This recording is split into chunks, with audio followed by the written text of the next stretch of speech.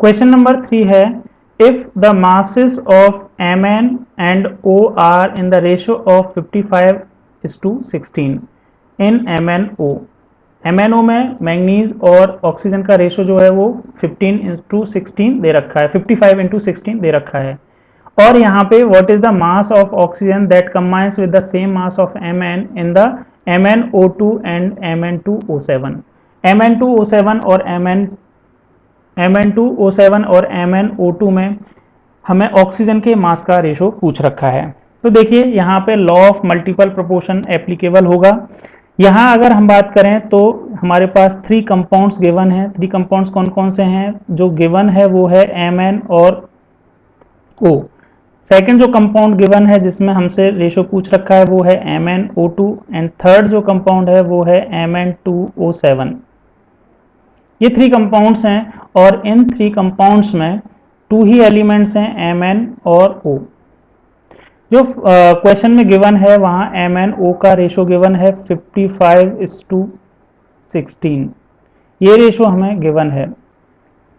अब हमें पता है Mn मैंगनीज का एटॉमिक मास 55 होता है, ऑक्सीजन का एटॉमिक मास 16 होता है। तो यहाँ पे हमें रेशो निकालने हैं। देखिए यहाँ MnO2 में अगर बात करते हैं तो Mn का एक एटम है, 1 एटम है, तो इसका जो मास होगा Mn का वो हो जाएगा 55। और यहाँ ऑक्सीजन के 2 एटम्स हैं तो ऑक्सीजन का जो मास होगा वो 2 × 16 हो जाएगा, मतलब 32 हो जाएगा, 2 × 16। इसी तरह से Mn2O7 में अगर बात करते हैं तो Mn2O7 में मैंगनीज के 2 एटम्स हैं तो यहाँ मास जो होगा वो 2 × 55 होगा। और ऑक्सीजन का जो मास हो जाएगा वो हो जाएगा 7 × 16, 7 × 16 ये मास हो जाएगा।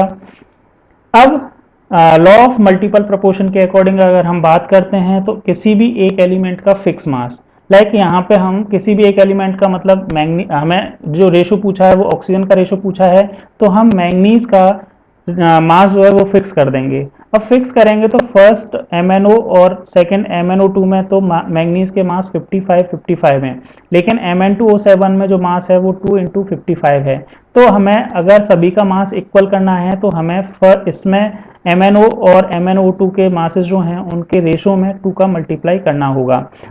अब जब हम 2 का मल्टीप्लाई करेंगे तो हमारे पास जो न्यू रेशोज आएंगे मासेस के वो आएंगे 2 × 55 और ऑक्सीजन का जो रेशो हो जाएगा वो हो जाएगा 2 × 16।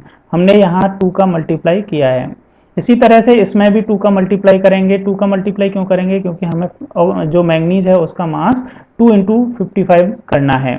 तो यहाँ पे जो मैंगनीज का मास हो जाएगा 2 से मल्टीप्लाई होने के बाद वो हो जाएगा 2 × 55। इसी तरह ऑक्सीजन का जो रेशो हो जाएगा वो हो जाएगा 2 × 2 4 × 16, मैं ऐसे ही लिख देता हूँ। इसके बाद लास्ट वाला जो है MnO7, इसमें मैं किसी भी नंबर का मल्टीप्लाई नहीं करूंगा। क्यों? क्योंकि मुझे मैंगनीज का मास इतना ही फिक्स करना था। 2 × 55 हमने फिक्स कर दिया। तो यहाँ पे जो ऑक्सीजन का रेशो गिवन है, ऑक्सीजन के मास जो गिवन है वो है 7 × 16। अब हमने मास जब फिक्स कर दिया है मैंगनीज का तो अब आप इनको कंपेयर कर सकते हैं। According to law of multiple proportion जो ऑक्सीजन का रेशो होगा इन 3 कंपाउंड्स में वो किस रेशो में कंबाइन हो रहा होगा ऑक्सीजन, तो ऑक्सीजन का रेशो इस रेशो में कंबाइन हो रहा होगा। तो ये रेशो जो है वो हम इसको इस तरह से लिख सकते हैं। ऑक्सीजन का MnO में रेशो जो होगा वो 2 होगा, इसमें 4 होगा और यहाँ 7 होगा। यहाँ हमें MnO का रेशो नहीं पूछा है, हमें सिर्फ 2 कंपाउंड जो हैं उनका रेशो पूछा है। MnO और Mn2O7 का रेशो पूछ रखा है। तो ऑक्सीजन का रेशो MnO2 और Mn2O7 में जो रेशो हो जाएगा वो 4:7 का हो जाएगा। यही हमारा करेक्ट आंसर होगा। तो ऐसा ऑप्शन हमें ऑप्शन नंबर 2 गिवन है। तो हमारा करेक्ट ऑप्शन हो जाएगा ऑप्शन नंबर 2।